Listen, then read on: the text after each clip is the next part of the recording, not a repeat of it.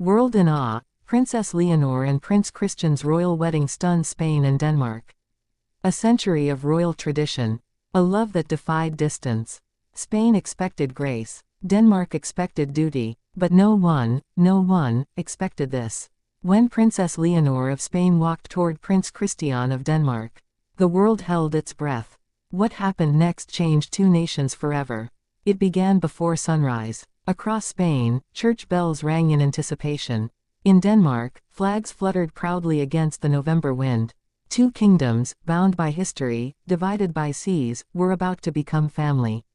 Inside the royal palace of Madrid, Princess Leonor stood in silence before her mirror. The future Queen of Spain, barely 20, was moments away from stepping into history. Her gown shimmered under the soft glow of morning light. Handcrafted silk from Valencia, adorned with Danish lace as a tribute to Christian's homeland. A symbol of unity, woven into every thread. Meanwhile, in Copenhagen, Prince Christian stood before his father, Crown Prince Frederik. The young prince's composure was royal, but his eyes betrayed emotion. He wasn't just marrying a princess. He was marrying the woman he had loved since the quiet days of their youth, away from cameras, away from duty. As the world prepared to watch, both nations paused. Madrid's Royal Avenue shimmered under the golden Spanish sun. Tens of thousands filled the streets. Red and yellow flags waved beside the Danish red and white.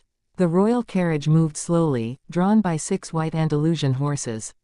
Crowds erupted into cheers as Leonor, radiant in her tiara, a gift from Queen Letizia, gazed toward the cathedral ahead. Her eyes met those of her mother for just a moment. A silent exchange of pride and sorrow. The little girl who once held her father's hand on National Day was now walking toward her destiny. Inside the cathedral, the air was electric. Rows of royalty, British, Norwegian, Swedish, Japanese, filled the pews. And there, standing tall in his Danish naval uniform, was Prince Christian. When Leonor entered, time seemed to stop. Even the cameras, those ever-hungry lenses, seemed to hesitate. The music swelled, the veil shimmered, and every Spaniard watching knew, they weren't just witnessing a wedding. They were witnessing the dawn of a new era. The archbishop's voice echoed through the cathedral. But it was their eyes, locked, unwavering, that told the story. Christian whispered softly as Leonor approached the altar, "Are you ready?" Her lips curved into a barely visible smile. Always. It wasn't just ceremony. It was connection. Two heirs, born to rule, but bound by choice. The vows were spoken first in Spanish, then Danish. Every word resonated deeper than language. When the rings were exchanged, the audience rose in quiet reverence. In Madrid, tears streamed down cheeks. In Copenhagen, cheers erupted from city squares where thousands watched live. At that moment, Spain and Denmark weren't separate nations. They were one heartbeat. But even royal love is not without tension. Behind palace walls, whispers had echoed for months. Would Leonor's future as Spain's queen be compromised by love abroad?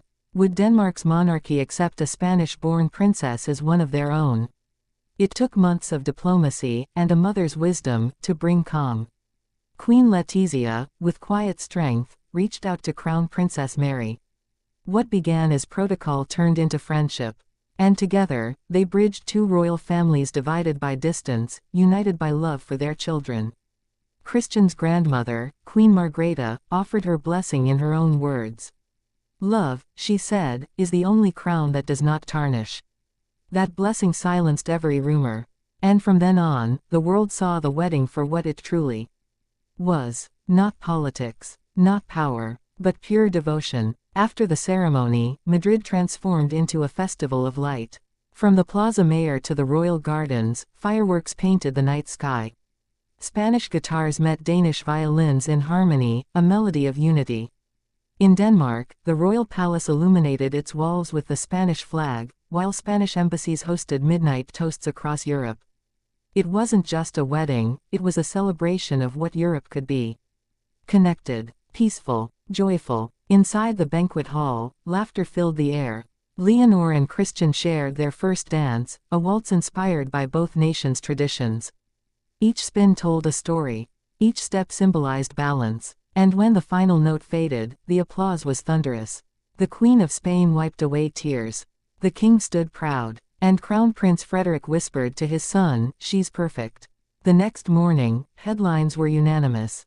Royal love unites nations. A new chapter for Spain and Denmark.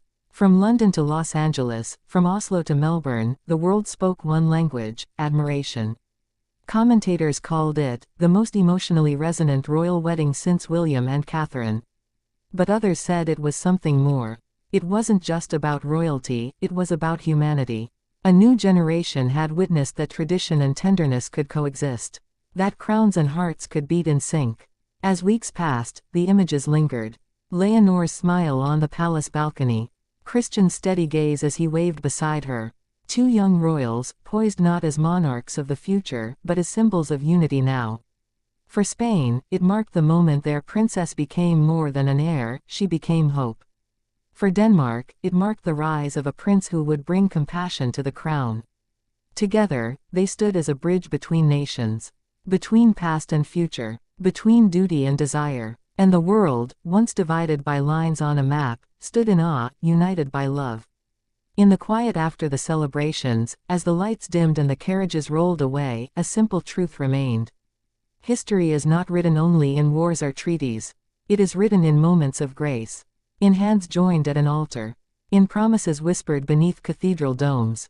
Princess Leonor of Spain. Prince Christian of Denmark. Two hearts, one destiny. A union not just of royalty, but of nations, and of souls. And so the world watched. In awe.